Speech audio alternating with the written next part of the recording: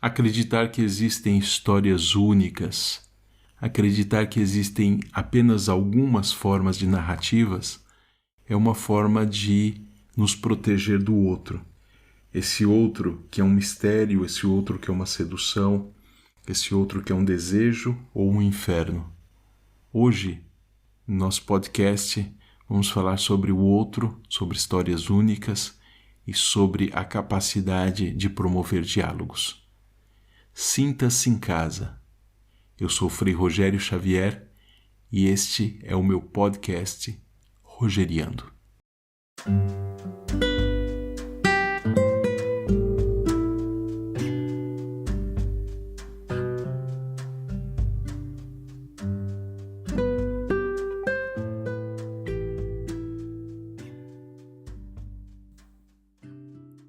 A escritora nigeriana Chimamanda Ngozi, nos anos 2008, 2009, apresentou um TED, aquelas conferências americanas que disseminam ideias, apresentou um TED sobre a temática do perigo da história única. Eu acho que foi o primeiro TED que eu assisti. Se não foi o primeiro, foi um dos primeiros. Esse formato reduzido de conferências em que as ideias são apresentadas de uma forma direta, são muito interessantes. E nesse, Chimamanda fala sobre os estereótipos que nós criamos sobre as pessoas, sobre as culturas, e ela narra a sua história de como ela chegou na literatura e como que ela, uma mulher negra, africana, nigeriana, lia livros sobre princesas brancas com maçãs e belezas que não eram a realidade dela. Quando ela foi para os Estados Unidos, ela teve contato com uma outra cultura e descobriu que as pessoas não imaginavam que era a África, não imaginavam que na África se falava também em alguns países inglês. E ela percebeu que existe não um choque cultural, mas existe muitos estereótipos que permeiam as nossas relações. Falar de história única é pensar que existem algumas formas hegemônicas de contar a realidade, de apreender a realidade. Talvez aqui Nietzsche nos ajude quando ele fala que não existem fatos, existem apenas interpretações. Quando a gente brinca, aquela brincadeira de criança do telefone sem fio, que uma pessoa conta uma história no ouvido da outra e vai passando para frente. E a última deve contar a história que chegou até ela. Como existem distorções entre um que recebe a história e outro que passa adiante. Essas distorções fazem com que, muitas vezes, a história chegue ao final completamente desfigurada ou sem nenhum sentido. A história única também é uma forma de delimitar as camadas, as possibilidades de interpretação de uma realidade. Ela diz que a história única cria estereótipos. E o problema com os estereótipos não é que sejam mentira, mas que são incompletos. Eles fazem com que uma história se torne a única história. Não é incorreto dizer que no Brasil tem carnaval e futebol. Agora, é um absurdo imaginar que todo brasileiro gosta de futebol e gosta de carnaval. Assim como os estereótipos ligados a outros países, como, por exemplo, todo alemão gosta de cerveja, todo italiano se entope de massa, todo japonês é silencioso e inteligente. Estereótipos positivos e, ora, estereótipos negativos, como todo latino é ladrão. Outros estereótipos tristes, como todo alemão é nazista. Esses estereótipos não correspondem à verdade. Por trás de cada pessoa existe uma história. E quando nós tentamos fazer com que exista uma história única, esse é um grande perigo. Estamos celebrando o 7 de setembro no Brasil, 200 anos da independência, e como nós poderíamos contar essa independência do Brasil? A partir de que perspectivas nós poderíamos contar?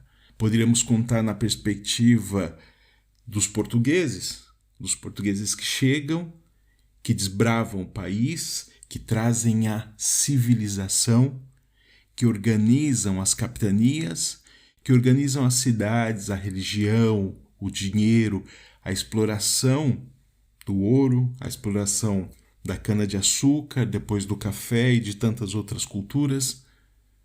Ou nós podemos contar a história daqueles que foram subjugados, daqueles que foram mortos, daqueles que foram colocados à margem da história. Essa história não é contada. Ou se é contada, é uma história paralela.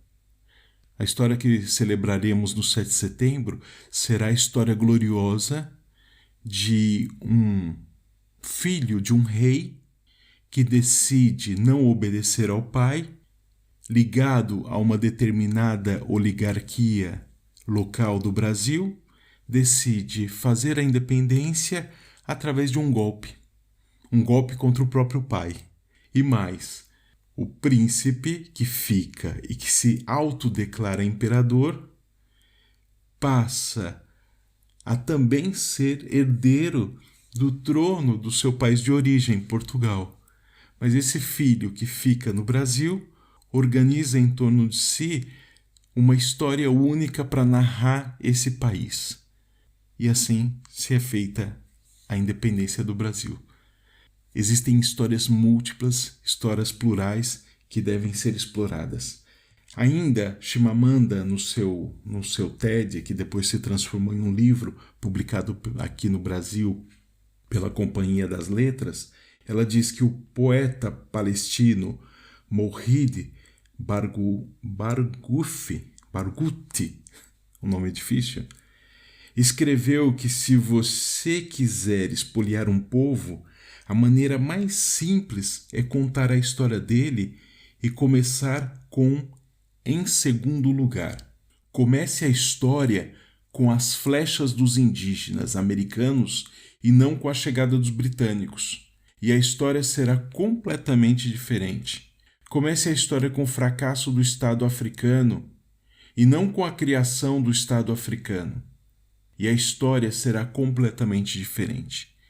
Dependendo da perspectiva que nós contamos uma história, nós somos levados a uma história diferente, ao encontro do outro, ao encontro de outras possibilidades de leitura. Tem uma animação que está disponível no Netflix, naquela grande série chamada Love, Death and Robots, Amor, Morte e Robôs, que se chama Hibaro. É um capítulo dessa série, é o último capítulo da terceira temporada, em que narra um encontro inusitado. São apresentados homens em cavalos com armaduras que entram numa floresta. Esses homens são nitidamente exércitos de colonizadores espanhóis, porque eles levam aqueles capacetes típicos dos primeiros colonizadores espanhóis. Eles entram numa floresta. A palavra Hibaro, em Porto Rico, é aquele nome que se dá às pessoas, ao povo das florestas, esse povo que foi o último a ser colonizado pelos espanhóis. Esses espanhóis entram nessa floresta e encontram uma sereia coberta de ouro, de pérolas, de joias no rio. E essa sereia, ela canta. E com o canto dela, ela atrai esses homens, e esses homens caem nas águas e morrem. Só que tem um desses que não é atraído pela sereia porque ele é surdo. A história inteira gira em torno dessa relação entre a sereia e esse homem que é seduzido, ou ela tenta seduzir, ela tenta aproximar, mas existe uma impossibilidade da sedução dela alcançá-lo. Ao final existe toda uma história de expoliação. Esse homem, ele quer as riquezas daquela terra. Ele se aproveita da fragilidade da sereia, se aproveita do amor que essa sereia tem para com ele e toma as suas joias.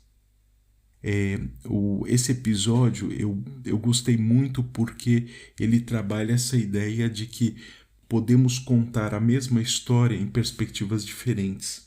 Porque num primeiro momento, ao ver aquela sereia cantando e seduzindo, nós logo imaginamos que ela é a vilã e aqueles homens que chegam para explorar aquelas terras são os bonzinhos, são os mocinhos, são os heróis. Num primeiro momento, nós somos levados a fazer essa contraposição entre a sereia vilã e esse homem surdo que resiste heroicamente ao canto da sereia. Se nós cortássemos o episódio nesse momento, nós teríamos diante de nós uma narrativa única, muito convincente sobre o que é o heroísmo e o que é a destruição que pode promover uma vilã. Só que o episódio continua e nitidamente se percebe essa inversão de papéis. Na verdade, o vilão é o homem que chega e, na verdade, a heroína é a sereia. A sereia que é a representação mítica dessa natureza, a representação mítica da defesa dessa terra. É como uma relação entre o ânimos e a ânima, o masculino e o feminino que se complementam. O arquétipo do herói, a jornada do herói, é completamente subvertida.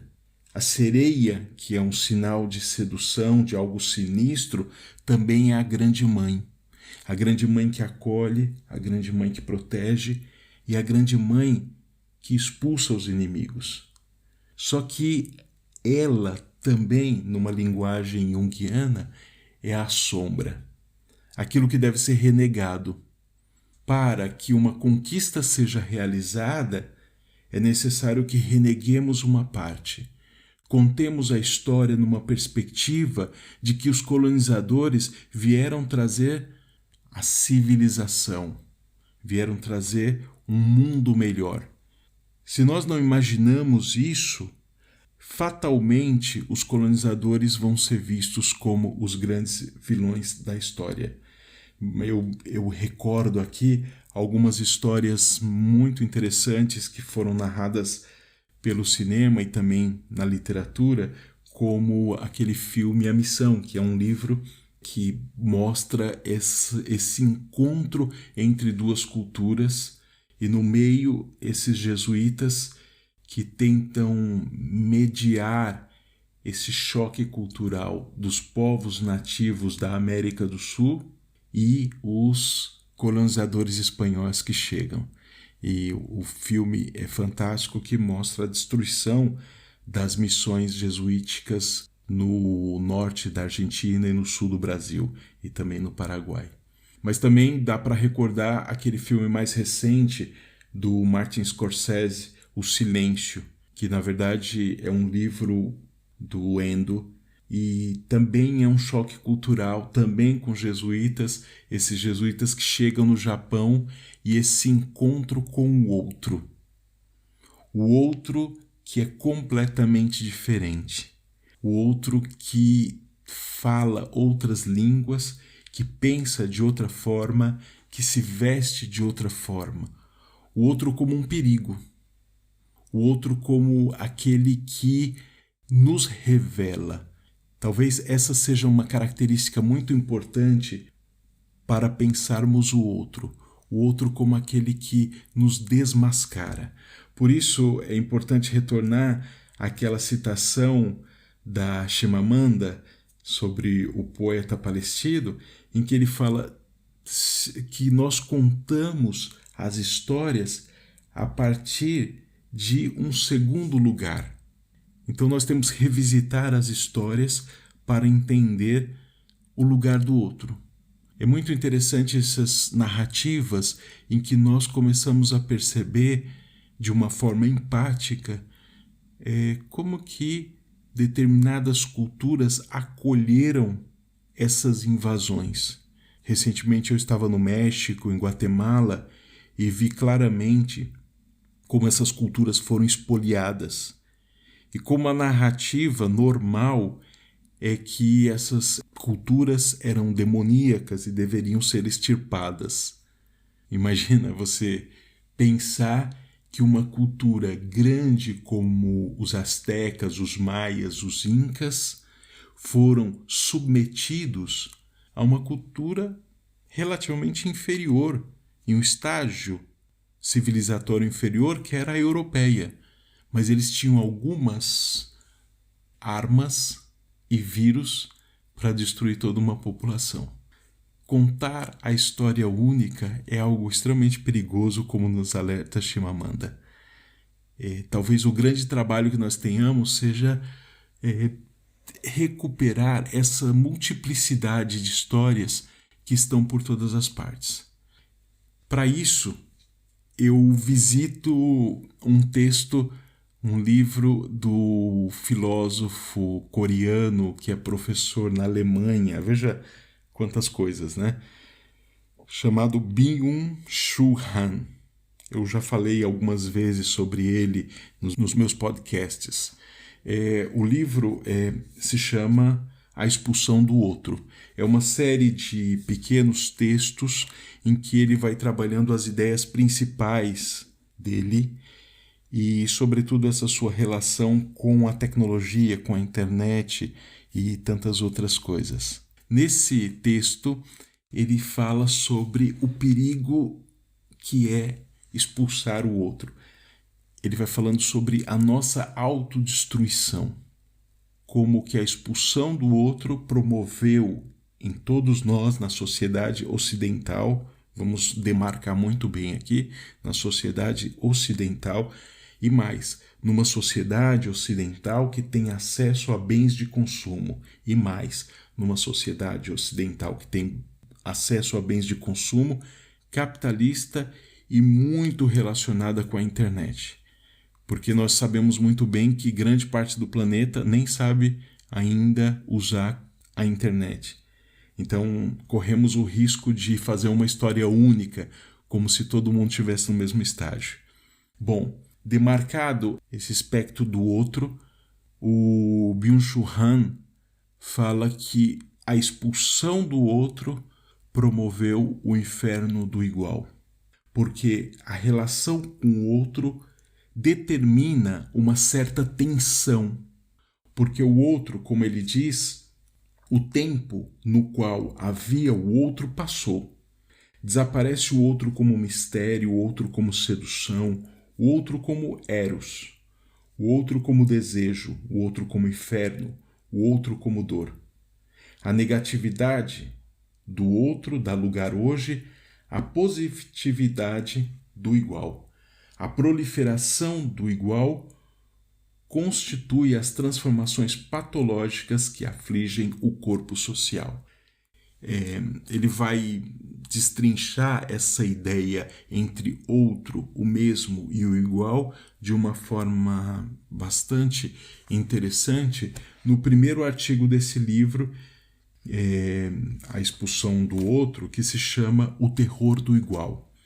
E ele vai trabalhando essa ideia de que a partir do momento em que o igual se prolifera, o diálogo, a dialética possível é cortada. E basta nós vermos como que nós poderíamos falar sobre isso de uma forma mais prática. Basta vermos o nosso desejo de querer com que todos pensem exatamente da mesma forma. Basta você ver como o mundo internetico, através de suas bolhas comunicacionais, impede a existência de alguém diferente de mim. Basta você ver como hoje se prolifera a violência contra aqueles que são diferentes.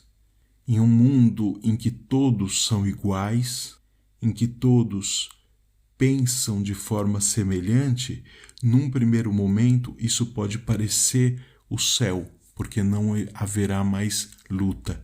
Só que, na verdade, na perspectiva de Byung-Chul Han, essa expulsão nos leva à autodestruição. Nos leva a imaginar que existe uma história única, que existe uma única forma de interpretar o mundo, que existe uma única forma de nos aproximarmos da realidade. Na verdade, aqui existe uma cisão do diálogo. O diálogo deixa de ser possível, porque o diálogo acontece quando o logos, essa palavra viva, atravessa o quê? Coisas diferentes. Quando nós giramos em torno do nosso próprio umbigo, acabamos criando a ilusão de que existe um mundo compacto, em que todos pensam da mesma forma, em que todos veem da mesma forma, em que todos agem da mesma forma. Uma das maneiras de cortar essa invasão do igual é entrar em contato com culturas diferentes. Não acreditar que a internet, esse instrumento extremamente válido, mas extremamente perigoso, capaz de criar histórias únicas, perigosas, como diz Chimamanda, é superar essa internet e ir para outros espaços.